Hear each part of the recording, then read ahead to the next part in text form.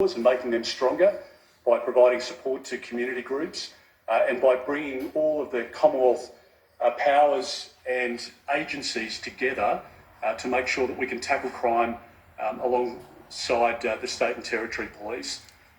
I think Australians underestimate how big an issue this is at this election. People do feel unsafe, and people, as Nathan's pointed out, have their own stories. We met with a lady not too long ago, similar story, works at an IGA, just a hard worker, and had a machete held against her throat.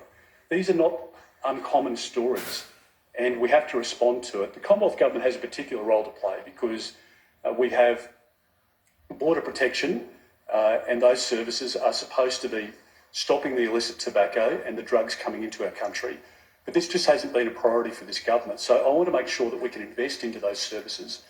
We want to deal with knife crime. We want to make sure that we can provide support to many services, some of them we've spoken to today, under the Albanese government. Are you better off financially? Are you safer in your own home, in your own community, in your own business? I want to make sure that we can get our country back on track. We want to make sure that we can improve safety in communities. I want to make sure that we can get young Australians into housing. We're absolutely determined to manage the economy well so that we can address Labor's cost of living crisis. And our positive plan goes to providing an opportunity to get our country back on track. If we can do that, we can help improve the lives of Australians very quickly. But Labor governments who are soft on crime make communities less safe. And here in Victoria, they are suffering under not just one weak Labor government, but 2 weak Labor governments. The failings of the state government when it comes to crime and community safety are well understood. In particular, their shockingly soft bail laws that have allowed young offenders to get out and recommit offences after being arrested on other offences. But the Albanese Labor government's record on crime and community safety is equally weak. We've seen the release of more than 300 non-citizen criminal detainees into the community without a plan to protect Australians, and of those 300, more than 100 have gone on to commit new offences. The Albanese government has failed to use the powers that the Parliament granted them to preventatively detain any of that cohort to get them off the streets so they can't commit horrific crimes against communities. We've seen them soften the strong deportation policies that we had in government that Peter presided over as Home Affairs and Immigration Minister, where he deported more than 6,000 people for committing crimes while they're here on visas. But in their wisdom, one of the first acts of the Albanese government was to water that down with Direction 99, ceasing to deport people who committed serious crimes and elevating their connection to the community as a higher priority rather than protecting the community.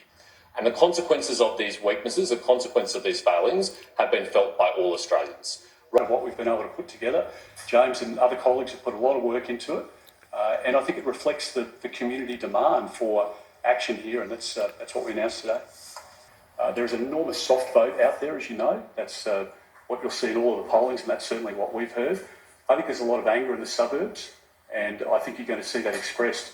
We are the underdog, and I think a lot of people will be expressing a real protest vote at this election as well, because the Prime Minister believes that he's won this election, that he's lining up for number 3. But I think a lot of Australians will be asking themselves, well, has Anthony Albanese really made my life easier? Has he kept me safer in my community? The people we've spoken to, they feel less safe in their community. Financially, they've just been smacked between, the eyes in a way that they're now, they just can't balance their budgets. So why would people reward 3 more years of that? In relation to crime and law and order, I've been very passionate from day one. Part of the reason I came into politics was to keep people safer. When we launched the Australian Centre to Counter Child Exploitation, it was a $70 million investment. And I did that as Minister because I wanted to save children. There are now something like, correct me on this figure, but something like 40,000 referrals a year to that centre. And kids have had their lives saved. Now, if that's not a good reason to be in public life and to want to be Prime Minister, I don't know what is. It is a great reason. Your Shadow Prime Minister Jane Hume this morning was talking about... Minister and as the Minister for Home Affairs and as Immigration Minister when I cancelled 6,300 visas of people who committed serious crimes. The job of the Prime Minister is to keep our country safe as well. And at the moment, you've got outlaw motorcycle gang members, some of whom are closely affiliated with the Prime Minister's CFMEU, some of whom involved in the distribution of drugs, which destroy lives.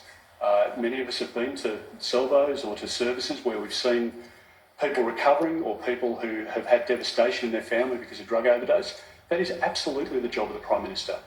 Polling before, I think crime is at number 3 at the moment in a lot of polls. So if you're saying that people in a particular part of the country, it doesn't matter that they get their car stolen, and I don't agree with that. I just think ultimately the cars are being stolen to fuel outlaw motorcycle gangs who are involved in selling drugs to our kids.